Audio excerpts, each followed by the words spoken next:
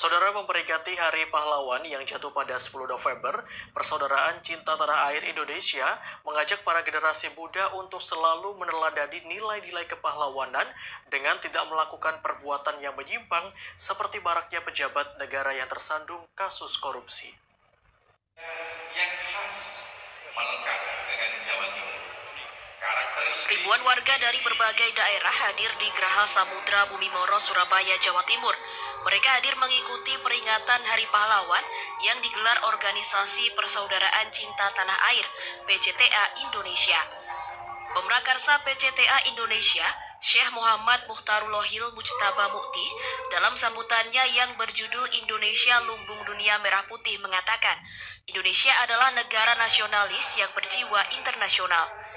Indonesia lumbung dunia yang tidak mementingkan dirinya sendiri tapi berkiprah untuk dunia. Sementara itu, dalam peringatan Hari Pahlawan kali ini, pesan penting disampaikan sejarawan senior Prof. Anhar Gonggong yang dikhususkan pada generasi muda, di mana yang mampu menjadi pahlawan adalah orang-orang yang mampu melampaui diri. Seperti diketahui, banyak pejabat yang tidak mengerti rasa bersyukur, sehingga mereka menjadi pelaku korupsi atau koruptor.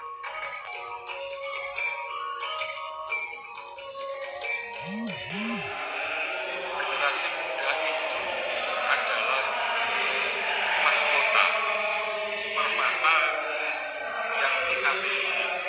Untuk itu, permata atau permata yang kita miliki itu bukan emas, bukan harta benda, tapi ya generasi muda ini. Untuk itu, berikanlah kesempatan generasi muda untuk berkarya, untuk berinspirasi, untuk berekspresi, yang tentunya harus kita bimbing, kita arahkan, jangan sampai meninggalkan yang namanya sejarah. Sementara itu, Joko Herwanto, Ketua DPP Organisasi Sidikiyah, juga mengajak terus mengumandangkan semangat perjuangan dan cinta tanah air. Semoga pemerintah baru dapat menjalankan program secara nyata sesuai fakta. Satu-satunya solusi penyelesaian masalah berbangsa adalah kembali ke jati diri bangsa, yaitu manunggalnya kesadaran keimanan dan kemanusiaan serta berbangsa. Acara kali ini dihadiri ribuan warga, terdiri dari komunitas kebangsaan, seniman, dan juga pejabat serta veteran pejuang kemerdekaan. Dan 150.000. Assalamualaikum warahmatullahi wabarakatuh. Salam berkat rahmat Allah yang Maha Kuasa. Yang kami muliakan Sang Pemrakarsa Organisasi Persaudaraan Cinta Tanah Air Indonesia yang dijiwai menumbalnya keimanan dan kemanusiaan, Syekh Muhammad Mukhtarulohil Mujtaba Mukti beserta ibunya Sofatul. Yang kami muliakan Dewan Penyantun, Dewan Pertimbangan, dan Dewan Pembina Organisasi Persaudaraan Cinta Tanah Air Indonesia. Yang kami hormati Ketua Dewan Pimpinan Pusat Organisasi Persaudaraan Cinta Tanah Air Indonesia beserta pengurus. Yang kami hormati Profesor Anhar Gonggong.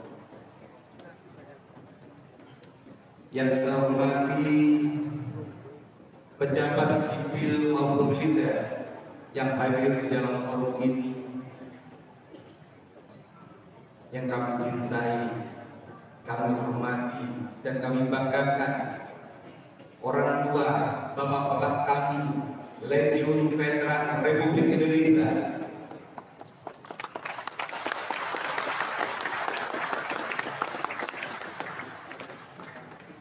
Yang kami cintai, adik-adik, anak yatim, kaum duafa, hadirin wal hadirat yang dimuliakan Allah, Tuhan yang Maha Kuasa.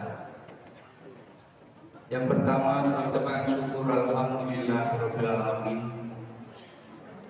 kepada Allah Subhanahu wa Ta'ala yang melimpahkan rahmat, barokah serta nikmat kepada kita sekalian, sehingga pada hari ini kita bisa menghadiri acara mensyukuri Hari Pahlawan 2024 di Gedung Geraha Samudra Bumi Moro, Surabaya. Mudah-mudahan Allah Subhanahu wa Ta'ala melimpahkan keridhoannya kepada kita sekalian. Bapak Ibu hadirin yang muliakan,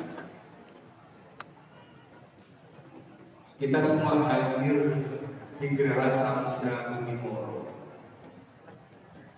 Kita tahu bahwa Indonesia ini adalah bangsa yang besar. 65% dari wilayah Indonesia terdiri dari perairan dan lautan. 35%-nya wilayah Indonesia berupa darat. Sehingga tidak salah kalau tahun ini acara tasyakuran Hari Pahlawan berada di Geraha Samudra Bumi Moro.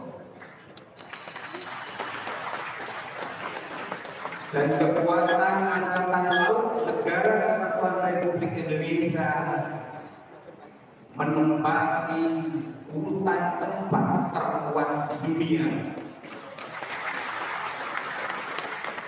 setelah Amerika, Cina, dan Rusia, dan yang keempat adalah Indonesia. Saya teringat lagu di masa kecil, nenek moyangku seorang pelaut. Mudah-mudahan Angkatan Laut Indonesia selalu jaya, selalu melindungi, mengamankan wilayah perairan Indonesia.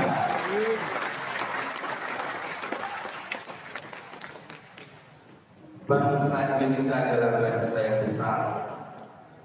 17.580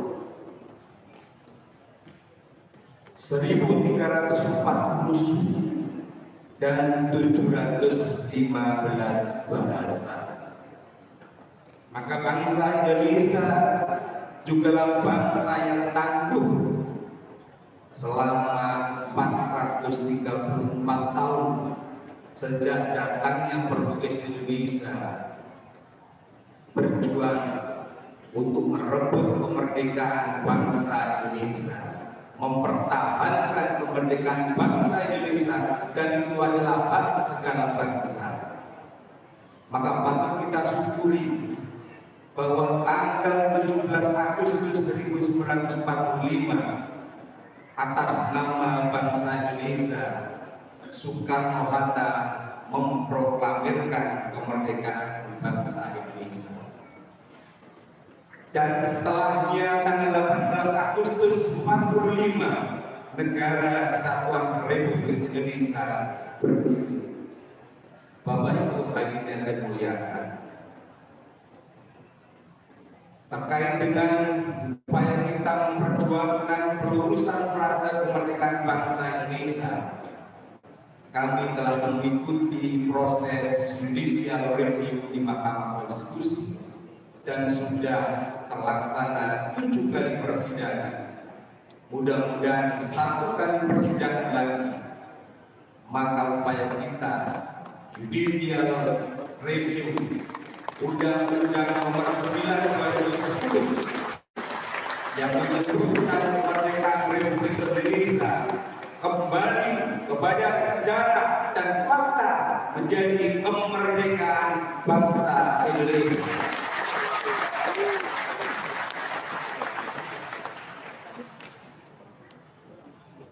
Dan tentunya sebagai bangsa yang besar, maka harus memiliki jiwa yang besar. Bangsa yang besar harus menghargai jasa para pejuang, para pahlawan yang telah mengorbankan tenaga, hartanya, tetesan keringat, tetesan darah, bahkan nyawa pun dipersembahkan untuk bumi berdiri. Maka Bung Karno mengatakan jas merah, Jangan sekali-sekali melupakan sejarah. Rangkaian panjang perjuangan bangsa Indonesia setelah 17 Agustus 45, 18 Agustus berdirinya Negara Kesatuan Republik Indonesia, bulan September di tanggal 18, wali kota Nunukan Belanda menginstruksikan untuk mengibarkan bendera Belanda di Hotel Yamato. Inilah yang kemudian memantik reaksi keras dari arek-arek Surabaya. Maka punten umpami bahasa arek Surabaya saya ingin kurang lebih ngeten. Layak cak Belanda gendeng bae. Jancunan Belanda ini. Maka arek Surabaya kalau bisa 17 Agustus Bung Karno merdeka bangsa kita ini. Lalu saya ini 18 September mengibarkan bendera Belanda di Hotel Yamato. Lalu terus kita robek bendera Belanda. Maka tanggal 19 September arek-arek Surabaya berkumpul di depan Hotel Yamato Jalan Tunjungan yang sekarang menjadi Hotel Mojopahit. Maka naiklah anak-anak Surabaya. Nah, karena besar dan tingginya Hotel Yamato, maka dicarilah tangga ondo yang itu menjadi panjatan. Sampai kemudian anak-anak Surabaya merobek warna biru Belanda kembali menjadi sarung merah putih.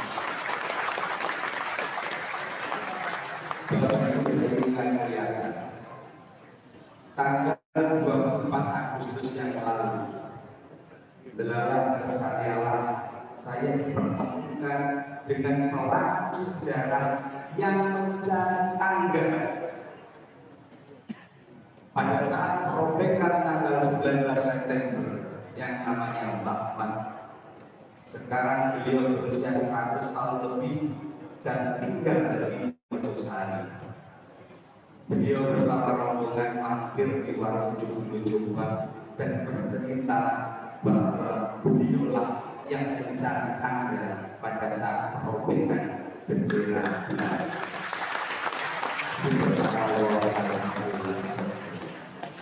Di usia 100 tahun lebih bahkan masih sehat. Bahkan pada kesempatan itu beliau nyincin celana itu. Loh, dan mengapa Mbak celana dan cincin? Beliau menunjukkan bahwa di pahanya masih ada satu butir peluru yang menancap dan tidak diambil sampai sekarang. Pada saat beliau berjuang tugas memadamkan pemberontakan Protestan. Dan yang memprihatinkan adalah beliau bercerita bahwa sampai hari ini beliau tinggal di rumah putranya. Sehingga pejuang bangsa ini, pejuang yang mempertahankan Negara Kesatuan Republik ini masih belum mempunyai rumah untuk tinggal. Ini yang kita memprihatinkan bagi kita semua. Dan yang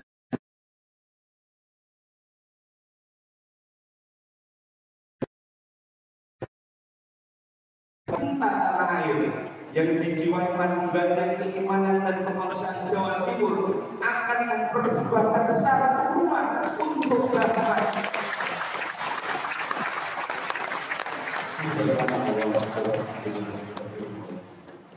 Dan tentunya seluruh jajaran pengurus PCTA Indonesia Jawa Timur dan para hadirin tentu saja pasti siap mensukseskan pembangunan rumah syukur untuk Bahman. Siap? Alhamdulillah. Bapak Ibu hadirin yang muliakan, 11 September penyobekan bendera Belanda berlanjut di bulan Oktober, 22 Oktober Hadrat Syekh Hasan Asy'ari telah menyampaikan resolusi jihad yang hukumnya wajib bagi anak bangsa, khususnya di seputaran Surabaya, untuk berjuang melawan penjajah. Cinta tanah air hukumnya wajib air, dan gugur di medan perang melawan penjajah adalah mati sahih. Maka pada tanggal 25 Oktober sekutu mendarat di Tanjung Perak. 8 titik pertahanan dibangun oleh sekutu, dan itu tidak lagi membuat gentar arah Surabaya, justru memantik semangat patriotisme untuk melawan bangsa Belanda yang mencoba untuk merongrong kemerdekaan bangsa Indonesia. Pada tanggal 28 Oktober pecah perang di mana-mana. Maka kemudian sekutu mengambil pilihan untuk melakukan perundingan dan gencatan senjata. 29 Oktober gencatan senjata terjadi. Sekutu kewalahan melawan area-area Surabaya dan memilih jalur diplomasi.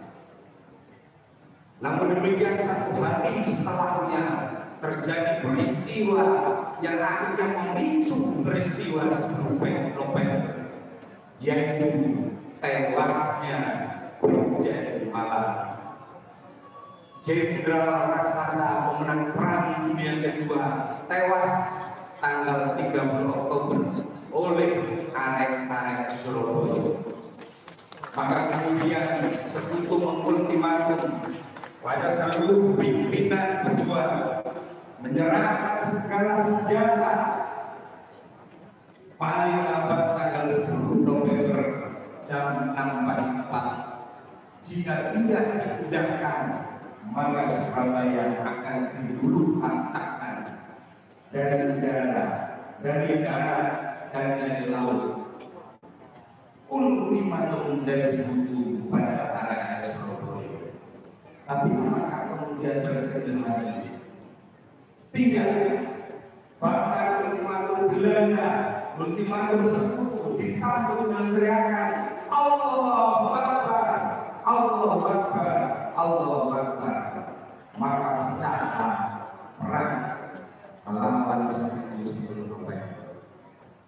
Bapak Ibu hadirin sekalian, 20.000 pejuang tewas, wafat, melepas tetesan darah nyawanya untuk bumi pertiwi. 1.600 pasukan sekutu tewas, dan 150.000 warga masyarakat seputaran Surabaya harus mengungsi. Namun demikian, pengorbanan yang demikian besar bukanlah perjuangan yang sia-sia. Dari peristiwa 10 November inilah kemudian diputuskan oleh pemerintah menjadi Hari Pahlawan Nasional.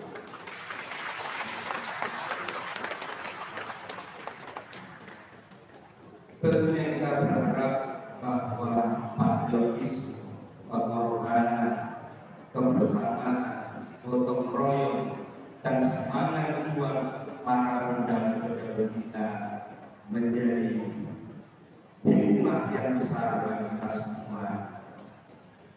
Dan tentunya kita berharap pasca pilihan presiden yang sudah berjalan dengan damai, terbentuknya kabinet merah dan putih, semoga menjadi jiwa dan semangat pemerintah hari ini untuk semata-mata berjuang demi bangsa dan negara.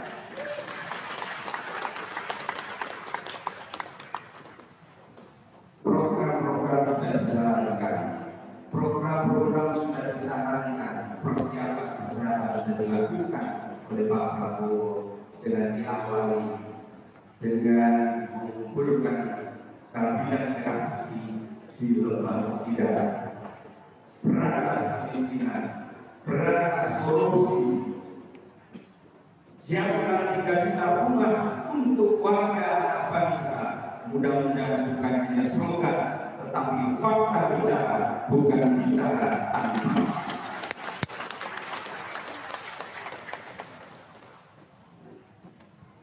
Saudara-saudara yang kami hormati, semua persoalan bangsa, tantangan ke depan harus kita hadapi, dan satu-satunya jalan adalah kembali kepada jati diri bangsa Indonesia.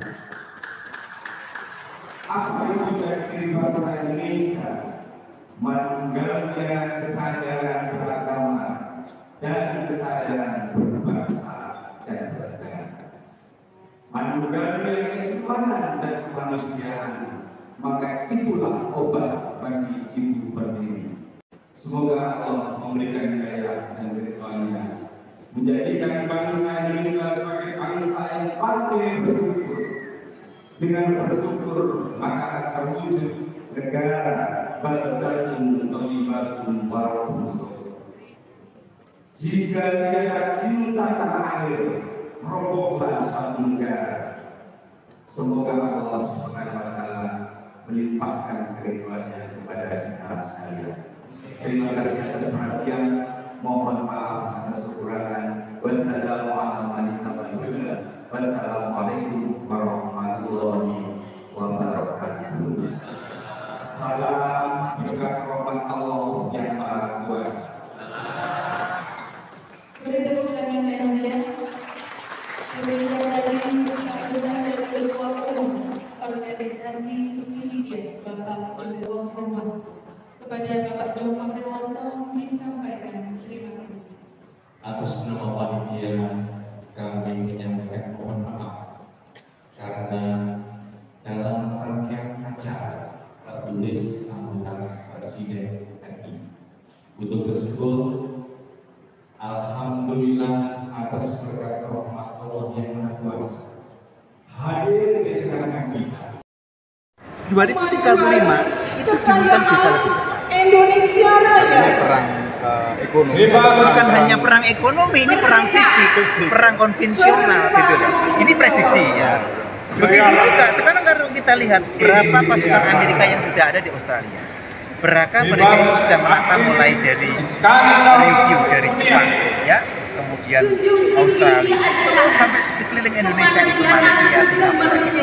Jadi nampaknya ini tanda-tanda bahwa semakin memanas setelah perang ekonomi, ya kan, perang teknologi ya, ini ada kekhawatiran. Saya tidak ingin mengatakan itu akan terjadi, tapi ada kekhawatiran akan terjadi bukan hanya perang tinggi, ya, tapi bisa berlanjut kepada perang fisik. Dan itu juga disebut oleh ramalan Nusantara. Bisa dikatakan ada perang dunia ketiga otomatis, bahkan ini bisa dikhawatirkan menjadi perang nuklir ya, karena sekarang itu kita lihat Iran sudah mulai terlibat ya kan, beberapa negara sudah terlibat. Untuk itu Indonesia harus segera mengambil tindakan supaya jangan sampai terjadi perang. Kita tidak ingin terjadi perang dan itu tidak akan menguntungkan siapapun. Untuk itu pada satu saat ketika masih menjadi Menhan, Pak Prabowo pernah mengatakan bahwa memang ada yang mengatakan tidak akan terjadi perang dan yang waktu dekat.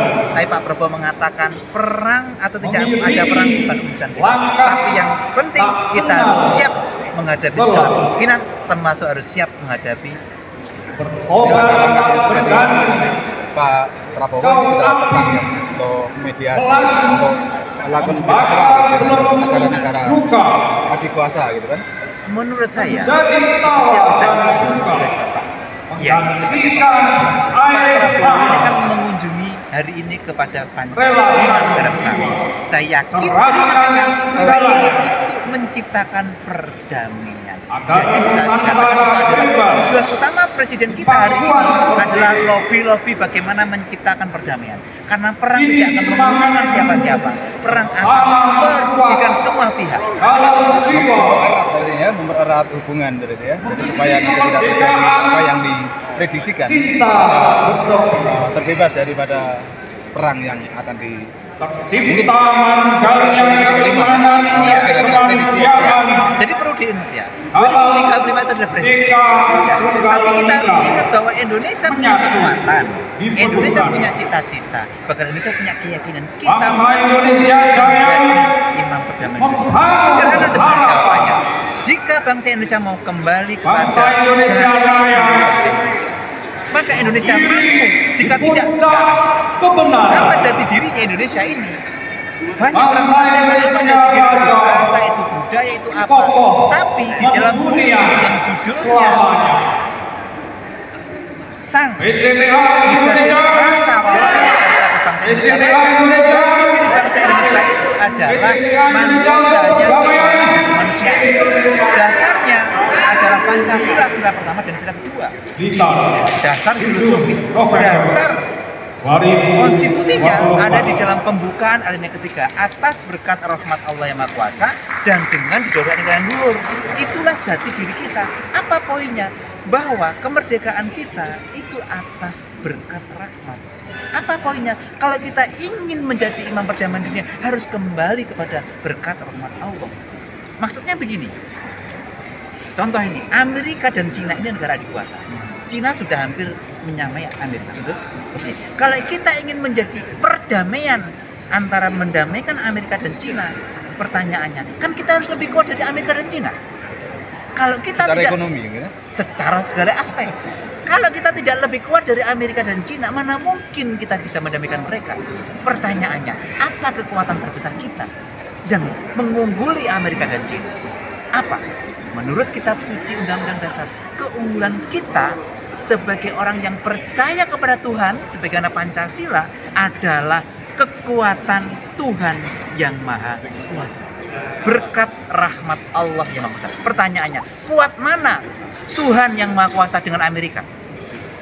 Bagi orang yang beriman, tapi bagi orang yang tidak beriman, tentu menjawab Amerika. Kuat mana Cina dengan Tuhan yang Maha Kuasa? Bagi orang yang beriman, tentu kuat Tuhan. Begitu. Tapi bagi orang yang tidak beriman, mungkin mengatakan lain. Ini sudah terbukti bagaimana pada 10 November Indonesia dalam keadaan compang-camping mampu menghadapi sekutu, yang mana sekutu adalah pemenang Perang Dunia Kedua. Ini kan fakta. Apa kekuatannya? Berkat rahmat. Tapi ingat, bukan kita semata-mata berpangku tangan hanya mengharap berkat rahmat. Tidak, kita harus berusaha keras. Ekonomi kita bangun, politik kita bangun, persatuan kita bangun, kekompakan kita bangun dengan bersandar atau berkeyakinan bahwa berkat rahmat Allah yang Maha Kuasa. Ini ada prediksi, seandainya Amerika dan Cina itu perang, siapa pemenangnya? Siapa yang menguasai atau yang dibola oleh Indonesia? Secara geografi kan begitu. Kekuatan geografi, kekuatan sumber daya alam itu. Maka Indonesia tidak perlu pro kanan pro kiri. Indonesia harus netral, jangan bertengkar. Begitulah kira-kira. Kira-kira begitulah. Terakhir yang ingin saya sampaikan, kita akan kuat kalau kita jadi pemimpin. Jadi kuncinya apa? Kita harus bersatu. Bahwa kita harus mempertahankan. Jangan ada di dalam negara kita anak-anak bangsa menjadi pengkhianat. Kalau itu terjadi, kita jadi lemah. Jadi kuatnya kita kalau kita bersatu. Sekuat apapun sebuah negara, kalau ada pengkhianat di dalam, habis dia. Maka yang menjadi persoalan adalah persatuan nasional kita berkuat, keyakinan nasional kita berkuat, keyakinan jati diri bangsa Indonesia berkat rahmat Allah harus kita perkuat di dalam semua anak bangsa, semua pejabat, semua